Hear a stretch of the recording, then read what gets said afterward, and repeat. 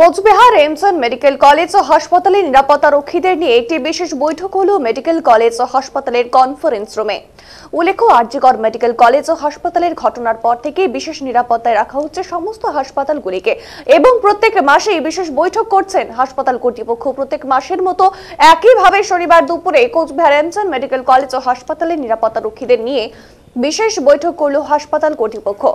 এদিনের এই বৈঠকে উপস্থিত ছিলেন রবি কল্যাণ সমিতির অন্যতম সদস্য অভিজিৎ ভৌমিক, মেডিকেল কলেজ ও হাসপাতালের প্রিন্সিপাল নির্মল মণ্ডল, এমএসপিপি সৌরদীপ রায়, কোচবিহার কোতোয়ালি থানার আইসি তপন পাল সহ অন্যান্য আধিকারিকেরা।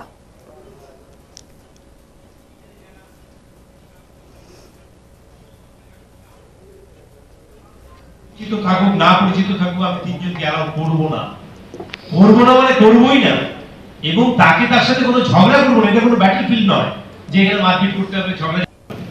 তো আমি আমার পরিচিত থাকুক না পরিচিত থাকুক, ছেলে চাকরি করে চিৎকার চেঁচামেচি করছে, আমরা ওকে ধরে নিয়ে গেলাম, ওকে অ্যারেস্ট করলাম। আমরা একজনই ছিল, কিন্তু তার পেশেন্ট ভালো ছিল না, হয়তো সে তার মানসিক স্থিতি খারাপ ছিল বলে সে চিৎকার চেঁচামেচি করেছে। যারা এখানে কাজ করছে, সিকিউরিটি গার্ডের যারা কাজ করছে, তাদের একার পক্ষে সম্ভব না হতে পারে, কিন্তু অ্যাটলিস্ট খবরটা আমাদের কাছে প্রাথমিক। ছেলে চাকরি করে চিৎকার চেঁচামেচি করছে, আমরা ওকে ধরে নিয়ে গেলাম, ওকে অ্যারেস্ট করলাম। আমরা কাজ সরকারি হতে পারে, বেসরকারি হতে পারে, কিন্তু যে কাজ থাকুক সেই কাজটা কিন্তু ভালোভাবে ফুর্তি নিয়ে করতে হবে। আমি বারবার বলছি, কাজ যদি আমি এটাকে ভালোবাসি তাহলে কিন্তু আর কাজ সরকারি হতে পারে।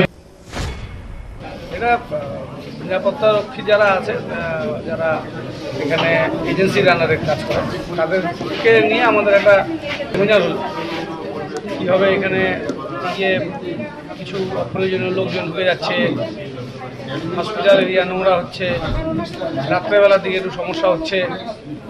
পুলিশ ক্যাম্প এখানে আছে, তাদের সাথে এবং যারা নিরাপত্তা রক্ষী যারা আমাদের বেসরকারিভাবে আছে, তাদের একটা কোঅর্ডিনেশন রেখে ডাক্তারবাবু যারা আছেন, যারা কর্মকর্তা আছেন, তাদের যারা আধিকারিক আছেন, তাদের সাথে একটা কোঅর্ডিনেশন করে দেওয়া।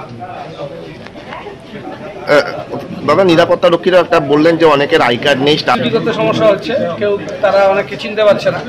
যেমন মেইন গেটে এন্ট্রান্সের সময় গাড়ি যে কেউ ঢোকাতে যাচ্ছে, ওরা আটকাচ্ছে। সেখানে হয়তো কেউ বলছে আমি হসপিটালের কর্মী বা ডাক্তার, কিন্তু তার গাড়িতে স্টিকার না থাকলে অসুবিধা হচ্ছে। সেক্ষেত্রে একটা স্টিকারের প্রস্তাব এসছে, আমরা এটা করে দিব। মাথায় রাখতে হবে, আমরা কিন্তু এই হাসপাতালকে ঠিকঠাক পরিচালনা করবার জন্যই কিন্তু আমরা